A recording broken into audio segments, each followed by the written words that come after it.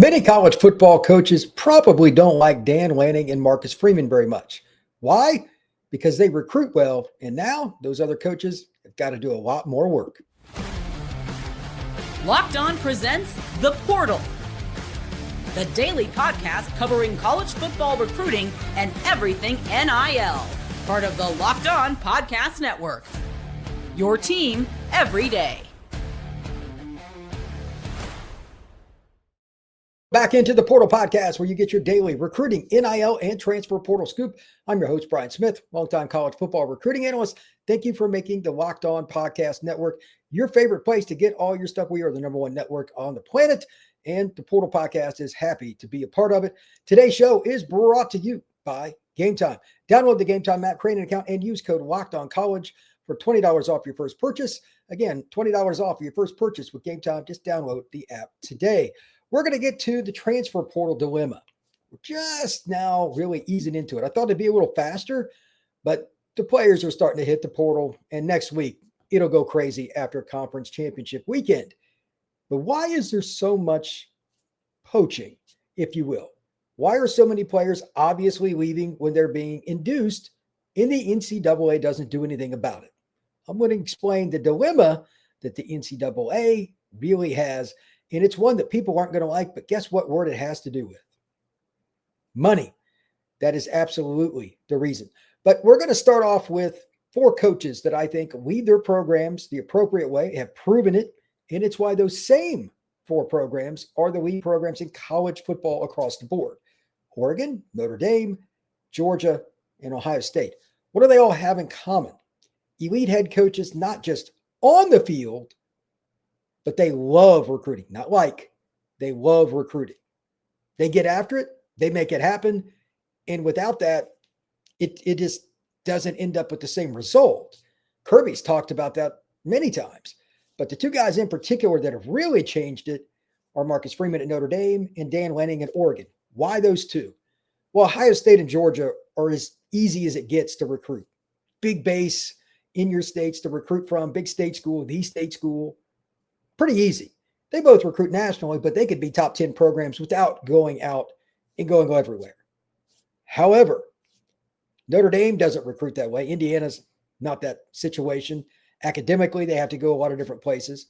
And then with Oregon and Dan Lanning, the location is terrible. There aren't many prospects there. And even though they're next to California, it's Northern California. It's not near as good as LA. They have to recruit nationally. And they've done it in a way that no program has ever done it. Hard work, though. Marcus Freeman at Notre Dame and Dan Lanning at Oregon, because they are directly involved 365 with recruiting. Let me be very clear. And if you take nothing else from this podcast, this is what you should know. The majority of college football head coaches do not like recruiting. They don't want to be on the phone with 17-year-olds or younger. They don't want to be texting with them. They don't want to be messaging with them. They don't want to deal with all the shenanigans that kids love. They're adults. But if you don't do that, your roster won't be as good. And to that end, both Dan Lanning at Oregon and Marcus Freeman at Notre Dame have made it a lot harder on many coaches. Not just the ones that have been around a while, but look at it this way. They're going into your backyard and taking players. So what about the coaches that were just hired? Lane Kiffin at LSU, he's a good recruiter, but he used the portal a lot at Ole Miss. Let's see how his first full class at LSU goes outside the Louisiana borders. He needs to be on the trail really working. You could also look at Alex Golesh at Auburn. He just came over from USF. He's got an advantage. Auburn's an easy place to recruit to. It's in Alabama, and he was just in Florida. He's going to be expected to hit the ground running and go after elite recruits, not just finding the diamonds in the rough like he had to at USF. And you can use the same process with Virginia Tech at James Franklin. He's expected to. He's an elite recruiter. He understands finding guys that are not only good, but that will stick at his program. That was probably the best thing he did at Penn State. What about John Summerall?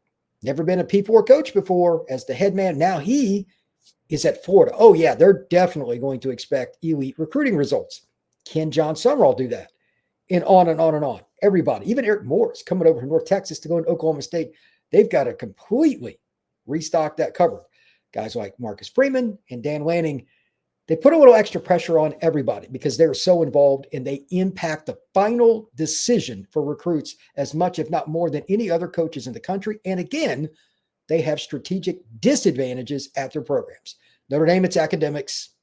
Oregon, it's location. To some degree, Notre Dame location too, but they've got more players around them than what Oregon does because they've got Detroit, Cleveland, Indianapolis, Chicago.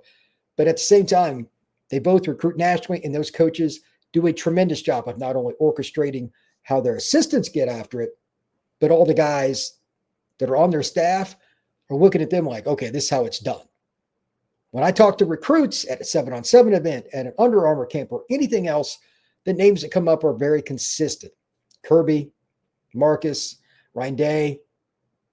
It's not hard. And then, of course, Dan Lanning at Oregon as well. These are the 4 best programs, not just because they can coach, but they get involved with recruiting directly. Those are the 4 best. Ohio State, Notre Dame, Georgia, Oregon, pick whatever order you want. Over the next 5 years, I will be surprised if those aren't the 4 most dominant programs as long as those head coaches are there. They've got the right guys in charge to get the best roster. Your roster is the most important thing. So with that, here are a couple of questions that I have for people out there. And it doesn't matter what school you root for, what school you hate, what conference you're involved with, but in whatever state you're in or area you're in, think about the coaches within, say, a 500-mile radius of where you're at. How many of them do you think really get enthralled with recruiting, the NIL and all of that? Because if they're not involved consistently, they're missing something. There are a lot of coaches that are good at it, don't get me wrong, but I'm talking about the top of the board.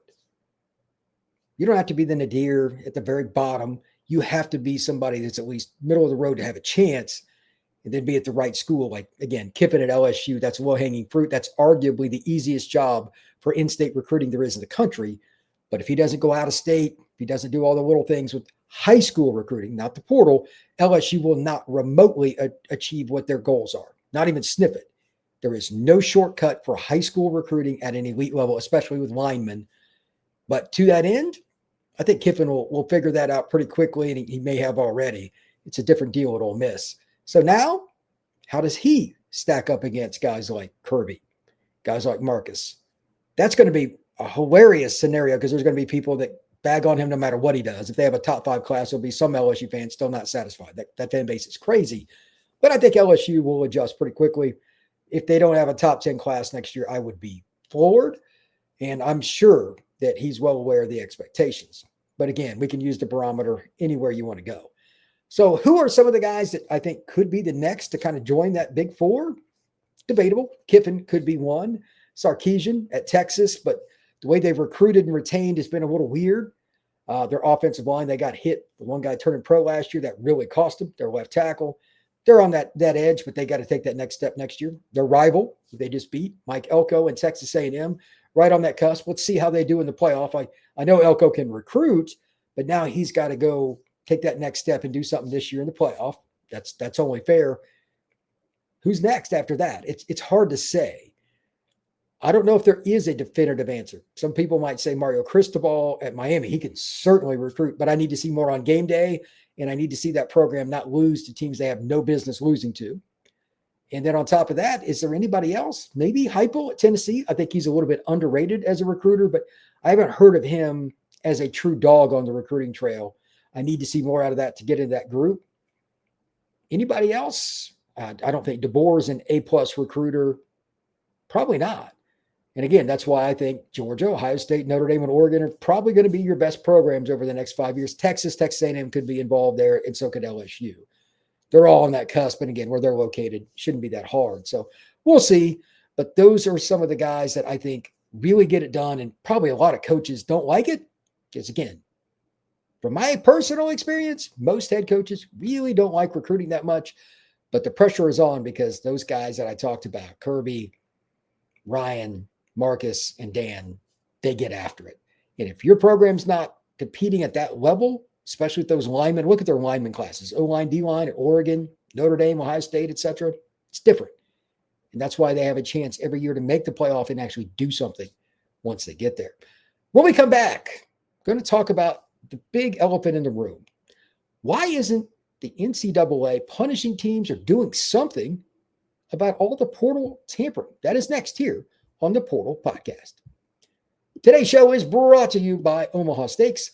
The holidays always feel a little easier when you already know the perfect gift. And Omaha Steaks makes it almost too simple.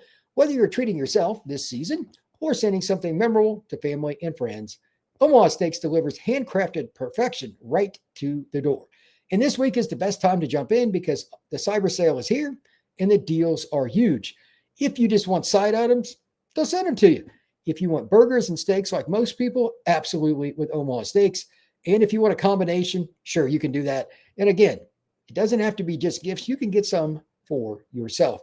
Save big on unforgettable gifts with Omaha Steaks. Visit omahasteaks.com for 50% off site-wide and an extra 20% off for select favorites during the cyber sale. And for an additional $35 off, use promo code COLLEGE at checkout. That's omahasteaks.com, promo code COLLEGE. Terms apply. See the site for details. Thank you once again for making the Portal Podcast a part of your day, each and every day right here on the Locked On Podcast Network. If you have not already, become an everydayer and subscribe. Hit that notification bell on YouTube. Make sure you get this pod wherever you go on the gym. If you're headed out to the grocery store, it's a great way to get it. We're on Spotify, YouTube, Apple, anywhere you go to get your downloads. Now let's talk a little bit about the elephant in the room, and this is something that really irks me. But I get the problem they have. The NCAA is something that I bag on quite a bit because it's not a very good entity. I think most people would agree. However, they have absolutely failed miserably, even by their standards, with the transfer portal in terms of tampering.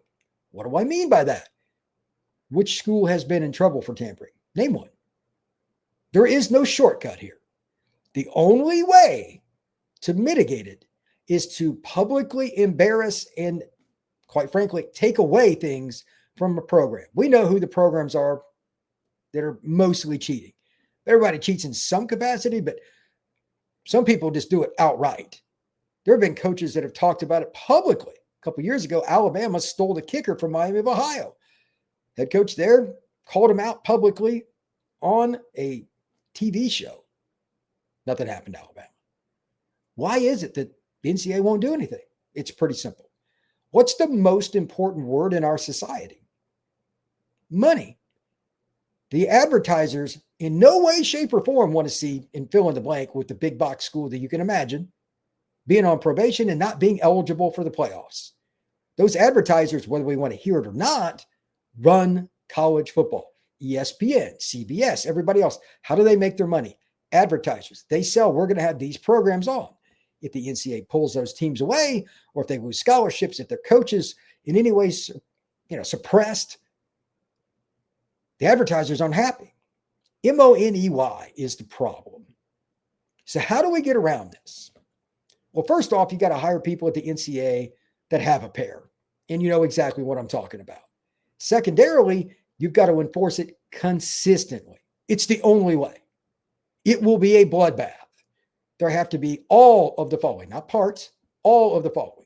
Coaches getting suspended without pay. There have to be scholarship restrictions. And yes, playoff restrictions as well. Not 1 out of 3, not 2 out of 3, the whole kit and caboodle. Once that happens to a school that matters, oh yeah, it'll change things real quick. But do any individuals have the ability to say anything? I'm one of the few people that talks about it, even in the media. Like it's kind of a joke. We should probably do more in the media, myself included, to talk about it, but you don't hear very much. We hear all these stories constantly, sometimes players, sometimes coach, open-endedly, without even us asking. We'll talk about tampering. They don't even care. And I'm not remotely kidding here. Unsolicited information from both ends, players and coaches. Not one or the other, both. That's a problem. The NCAA is as toothless as it gets, and it is a money-hungry, money-grabbing, pathetic institution. If your school loses somebody this year, then you know that was tampering. There's a really good reason. The NCAA. No less, no more. It is a fact. They suck, and until somebody gets to the top of that board and drops the hammer on at least one school, and then everybody will freak out.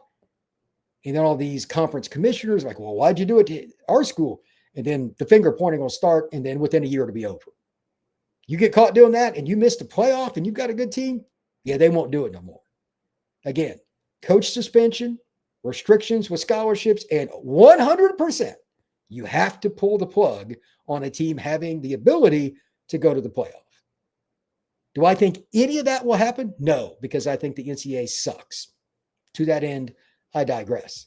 Let's check out what we got in the chat today. Let's see here. Archie, what's going on? When the portal opens on Friday for the Ole Miss players because of their coach leaving, some of the key players will leave to go to LSU. How will that affect Notre Dame and the Ducks in the rankings, if any? Like the portal, like I don't know much about the portal rankings that we're just getting open, so I'm not really sure what you mean, but like everybody has an opportunity to go after some of these guys. But most kids probably know in this kind of circumstance, it doesn't have to be Ole Miss because Kiffin left. If they're familiar with a coach and assist, nobody wants to learn a new system. It sucks. They're probably going to go where that coach is. Look at Virginia Tech. Do you think there aren't going to be a handful of guys from Penn State go to Tech? Especially like fifth-year guys that got their degree this year at Penn State? Of course. They already know the systems that James Franklin runs. And it's the same thing. Tulane to Florida. USF to Auburn. So on and so forth. Eric Morris, the guy that left North Texas, bringing his quarterback up to Oak State. By all means. Do you really think that quarterback wants to learn a new system in general, let alone it's obviously very good because he's so talented in it? Of course not. So I don't think it's a Notre Dame and Oregon situation there. I think it's just wholehearted. All right, Charles Faust. Kiffin to LSU affects Bama, Georgia, and the Florida schools a lot more than Notre Dame and Oregon. The kids who choose the West Coast, or especially Notre Dame, are different. Go Irish. Yeah, I don't disagree. And again, the portal is wild. But for high school recruiting, it's more regional still than the portal. Like the portal is wild. A kid in Maryland is more likely to go to West Coast or vice versa through the portal because they just want a place to call home. They're not as picky. Kids are coming out of high school, from my experience. It's pretty straightforward. They think they can pick where they want, and they're probably more about comfort because they have more options. So I don't think that you're going to see Notre Dame or Oregon really concerned about what happens with Ole Miss and LSU because that's an area neither one of those teams recruit real hard. But everybody is going to be kind of curious to see what Kiffin does with the Ole Miss stuff because it's just interesting. Michael, I hope, I'm not sure, VKW and Russian call Tank and Bodney. Well, we'll see what happens, but Bontrell King Williams, I don't know who they're going to really go after. I've got a little list with Auburn. I'm curious if they're going to flip more than just a couple of guys from USF, et cetera. I heard a conflicting report on a recruit. I'm not going to go into specifics that I think is going to LSU now instead of Auburn this morning, but I need to see it. That's signing day. That's tomorrow. And signing day is so random. I'm not even going to go into it. But at the same time, I expect Auburn to do very well on signing day from the notes that I got today. And that doesn't even include the portal. We got to remember, these are two separate entities. We'll see what happens. But Auburn will get a few guys. I don't think Tank is going anywhere other than Oregon, though, by the way. Let's see. Will Oregon lose out because of their coaches leaving? This is a great question right here. And thank you for that, AZ Merce. It depends on relationships. Experience has told me for a very long time that relationships are the number one thing that people pick a school for. I know people don't want to hear that, but it's still true. To that end, Will Stein going to Kentucky, and I don't know who's taken with him or how many other coaches are leaving, but Dan's at a point he's going to lose some good coaches. He's done a great job there at Oregon. So it's a compliment, but there could be one or two. But you're Oregon too, so I'm not as worried about it because they can go get somebody in the portal. Dan's done as good a job just about anybody in mixing high school and the portal really, really well. Chip Kelly hated recruiting. Yes, he did. It's why he is in the NFL and just got fired. You have to accept it. Like older guys probably aren't going to deal with the NIL very well. All right. Shane O'Shea. Great show, Brian. How would you rate the top 10 jobs in college football? Depends on your perspective, what you mean. There's two different ways to look at that. Number one, just where, if everything is right, where can you win best? And then there's the fit. This is the part nobody else wants to talk about either. When coaches leave, it's often based on the following question. That's awkward, but I'm just going to say it out loud. Is the wife going to be okay with you going to and fill in the blank? I know some specific coaches that have literally said no to certain jobs or coaches would have changed over the last 25 big jobs. The wife said no. I'm not going to get specific because literally there are enough of them that are idiots that would literally contact those coaches and yell at them and say stupid things. But that's how it works. So fit for the family. How old is your daughter, your kid, et cetera? Do you want to move them if they're in high school? That kind of stuff matters too. So as far as fit and just easy going, like a school like Tennessee can fit just about anybody. It's got a decent city size. It's got pretty moderate weather. You're in a major conference. So that's an easy job to put possibly in the top 10 if you want. But the main jobs to me, like the top 5 jobs in college football that you're probably going to win the best at, if everything is right, Ohio State, Georgia, LSU, Bama, maybe Florida or Texas, like those right there. A&M would be in that mix. Notre Dame, Southern Cal, Oregon. It's not a rocket science adventure. Penn State would be on that verge of top 10. Miami can be when they have the exact right chemistry, but that's a program that's got a low floor, high ceiling. SC is kind of that way. The big city schools can be a little different because some kids don't want to go to that and their parents don't want them there, but some do. It's a little harder. But Tennessee, again, is another possibility. Auburn's just outside the top 10. Michigan, I would put borderline top 10. That state doesn't have the same population that it used to, but they've got great NIL. So that question in another 2 years is probably going to be an easier one to answer because we're going to see the leveling out of NIL. Like everybody's adjusting right now. In about 2 more years, it's going to be what it is. There is going to be an occasional school like BYU that's got a lot of booster money. Somebody might drop in some, but are they going to be consistent with that compared to like Ohio State or Notre Dame or USC? I doubt it. Texas, Texas A&M, even Texas Tech. That's not a great job because without the NIL money, they're not going to get the high school kids. It's in a terrible location for recruiting. But at the same time, it's still in Texas. It's just the panhandle. I'm curious to see who else jumps into that boat. But again, Ohio State, Georgia, LSU, Florida, Texas, those are about as good as it gets. After that, there's about 6 to 8 more schools you could finish out the top 10, and I have no problem with it. But it's the big box, Big Ten, SEC schools in general, maybe Notre Dame or SC or Oregon. Those jobs, you get the support that you need. AZ Merce, but does LSU have a lot of NIL? This is a great question. I don't know the full answer to this because I don't think they had as much under Kelly as some people think. It was for specific players like Bryce before he flipped from LSU to Michigan, et cetera. I get the feeling that they believe in Kiffin more and there'll be more, but I don't have any way to back that up. And that state is broke in general, but it's a state that doesn't have a lot of middle class, and the high-end people that are LSU people will donate. So it's going to depend on how well they keep their donors happy, and this is the key. It's not how much money do they have, it's how much will the donors give, because Kiffin probably isn't going to I can just tell you this straight up because I went to grad school at LSU for a little while. I've lived in that state. The donors and the boosters, they're going to want a lot of access. I think that's going to grind on most coaches, Kiffin included. Let's see how that goes in a couple of years. Ryan Weichel, Notre Dame class number 2 on 3 rivals. Notre Dame's class is elite because it's so balanced. And here, again, I've talked about this numerous times on the Portal podcast, and thank you for the comment. They recruit linemen at an elite level. That's the bottom line. If you want to look at, like, again, Georgia, Ohio State, Notre Dame, and Oregon, those are, in my opinion, the 4 best programs in the country. I don't think it's that close because they recruit linemen. Their head coaches are involved. Linemen. They always have linemen.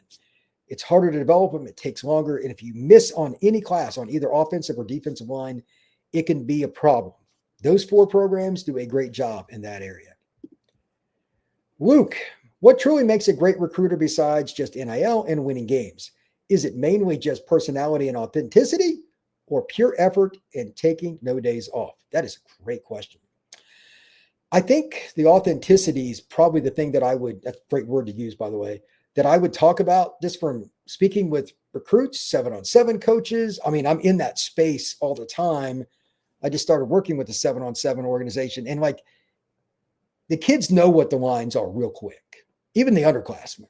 Even the kid that's a 3-star just trying to get his first star, they know the BS.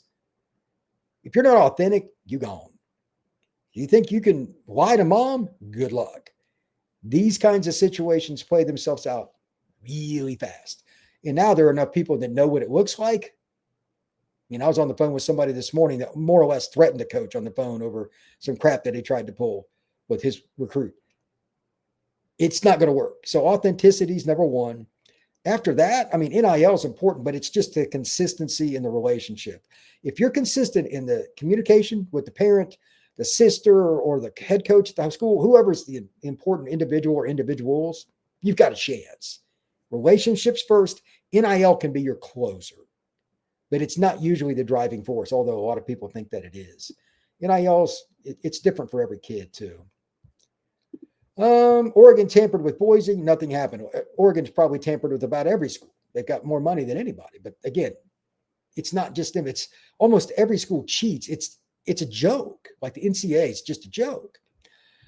But what exactly are the rules? So here's what I mean by inducement with the portal from what I was talking about earlier. It's very simple. There's no way around this. It's not nice. It's just bottom line. These schools will literally directly message them. Like if you miss on a kid out of high school, a year later, let's say that school sucks, but the kid had a good year as a freshman. They'll message them or their 7-on-7 coach or the mom of that guy that's playing at your rival school and just try to induce them to get in the portal. Come here. If you get in the portal, we'll take you. Here's the offer. That's as illegal as it gets. And this is just nonstop. I've heard this story so many times, it's not funny. So it's pretty bad. I just like how Dan Lanning has taken players who have failed at several schools and bring them back to life. Look at the receiver that was at Bama. It was JUCO kid, Bama, Florida State, and now he's at Oregon. I forget the kid's name, but he's fast as all get out. He was awful at Florida State last year. He's really good for Oregon. E. Magust, BRDLC. I think part of the great recruiter must be knowing how to sell and connect the unique parts of a given program school with the recruits. Easy to say as a Notre Dame fan where we have differentiators. Notre Dame is a pretty easy place. Either you're going to like Notre Dame or you're not. As somebody that's covered them, grew up around it. That's a great example. The harder one is if you're a big box state school that's not necessarily Michigan or Texas. How do you differentiate yourself if you're Iowa, if you're Illinois, if you're a school like Ole Miss trying to climb? You got to do really specific things because you haven't won big. The campus can be great. The coaches can be great. But winning matters too. That's a really good point. Let's see here. Penn State on the verge of top 10. Sure doesn't seem that way. I don't know what you're talking about from – I didn't say Penn State.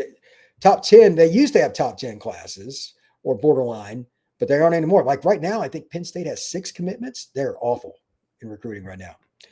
Terry Howie. Will Brian Kelly pack it in now that he is getting this buyout? I think he scares schools away now that with the LSU situation. 2 things. Number one, that probably doesn't help him. Good point. And 2, Brian Kelly's screwed because his expectation for a job after having Notre Dame and LSU is going to be higher than what he's going to get. He's not going to take a mid-level job. He's not. I think it is the ability to get recruits to the NFL. That's a big part of it too. If you prove it, sometimes coaches will get recruits that they didn't necessarily want to go there, but they were in the final 2 or 3 and they thought it was the best for them. Heard that quite a few times with Bama. Benson, that's right. Thank you. Benson is the receiver out at Oregon now. AZ, how is Indiana doing it? 2 things with Indiana. Number one is his great coaching and development. Let's start with the obvious. I'm an Indiana grad, and my entire life they've sucked pretty much. But at the same time, they brought in 13 players from the former program. They were at James Madison. They come over to IU.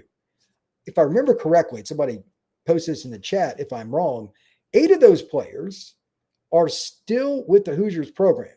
These are key guys like Fisher. He's the linebacker. They've got guys that came over like Surratt. That's the receiver. These are guys who are NFL players. And they also, again, they're very good coaches. They went and found guys at the FCS, G6, all these different levels that were good, that were proven. Conversely, like Florida State, like I cover them for Locked On Seminoles on this same network.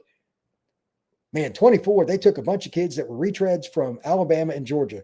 Only 1 kid really worked out of that group. 1.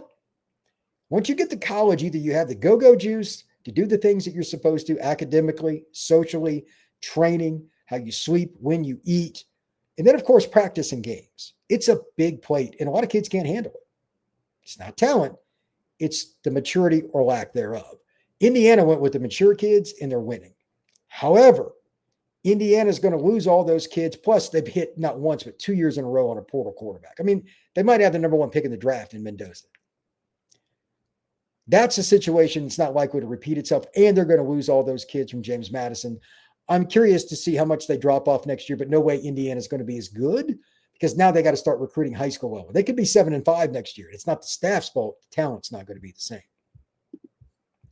Top 10 coaching destination. I mean, for coaches, it just depends on what you want. Again, the wife dictates a lot.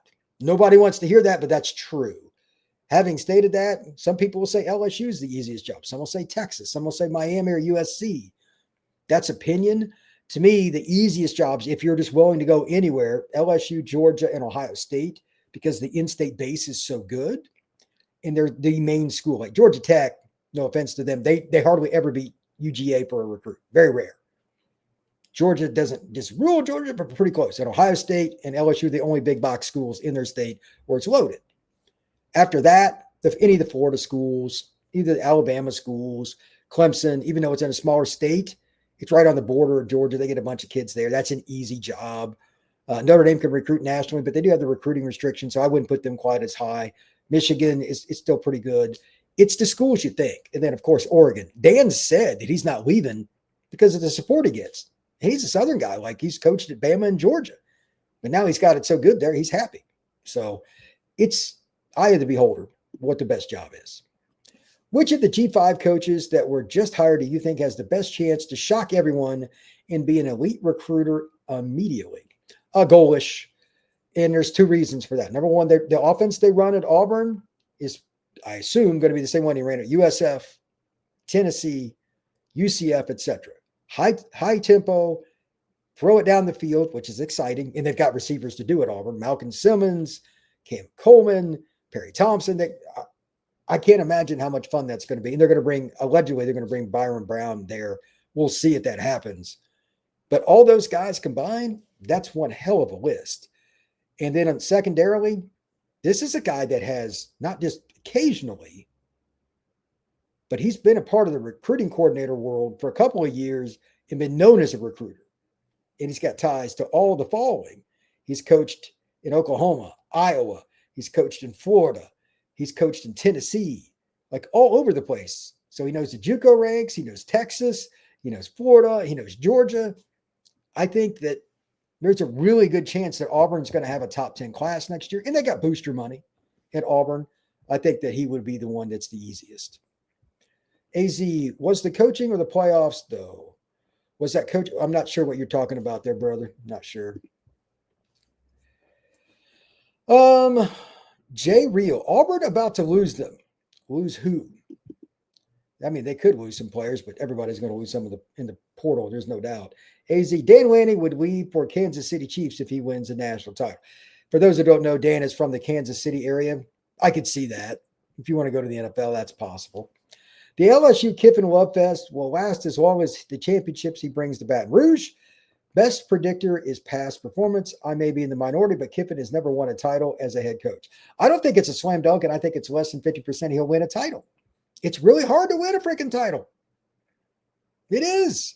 You're not wrong with that, man. I don't hate that at all. To that end, let me throw out a few recruits that have made decisions here. Some of these are flips, some of them are not, but man, we still got a lot of stuff going on, and it's only the second. So tomorrow is signing day, by the way. I'm going to do a show a little bit differently tomorrow. I don't know if I'm going to do a noon show for those of you who are listening.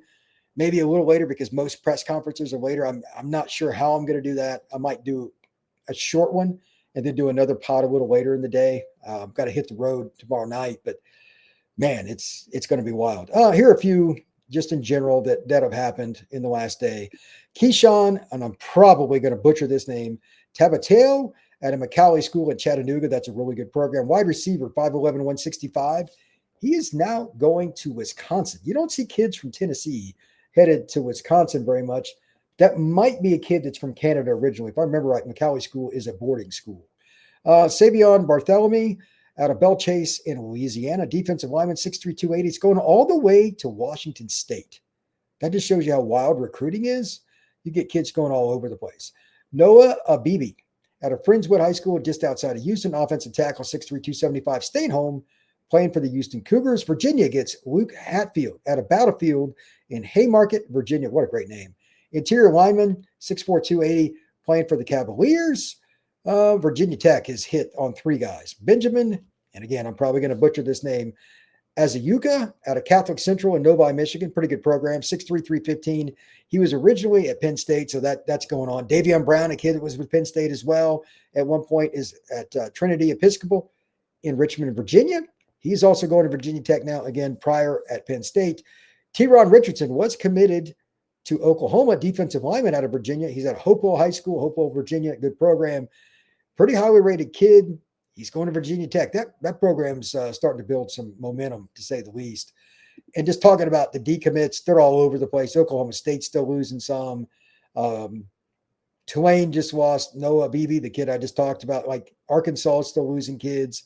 Ari Slocum out of Union Parish in Farmersville, Louisiana, Northern Louisiana School, defensive lineman, just decommitted from Arkansas. There's a lot of stuff with all these coaching changes. We're going to see quite a few guys probably jump in and make a decision in one way, shape, or form or another.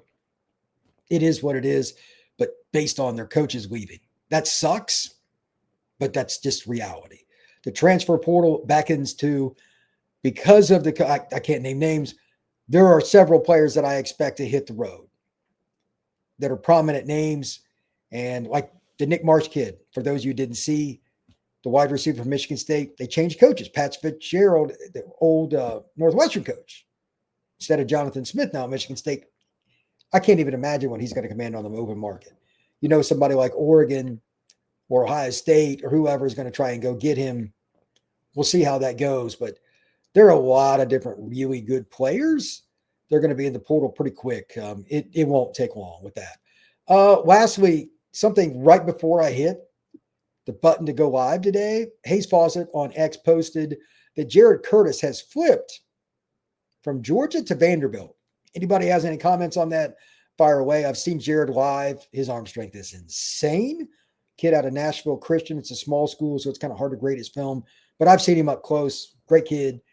Man, can he spin it. What a great recruit for that entire community, not just Vanderbilt, but he's going to stay home in Nashville, and I'm sure Georgia fans are mad. I get it. I would be too. But it's a neat story. What does Georgia do? Do they flip a quarterback tomorrow? That's going to be really wild. Lastly here, and I'm probably going to mispronounce this as well. Matter of fact, they got a nickname, so I'm just going to go with Niquavion Simmons has committed to Tennessee. 300-pound defensive lineman from Columbus, Georgia. Chose the Vols over Middle Tennessee and Mississippi State. Big kid. So good for them. Columbus, Georgia, I live pretty close to there. That area's got so many players. Lastly, thank you very much for making the Portal Podcast a part of your day.